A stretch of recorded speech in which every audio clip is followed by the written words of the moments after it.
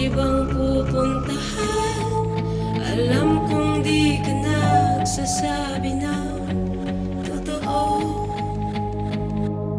Binabalaan na kita, wag mo akong hayaang ipagkita sa babae mo itong diskusyon.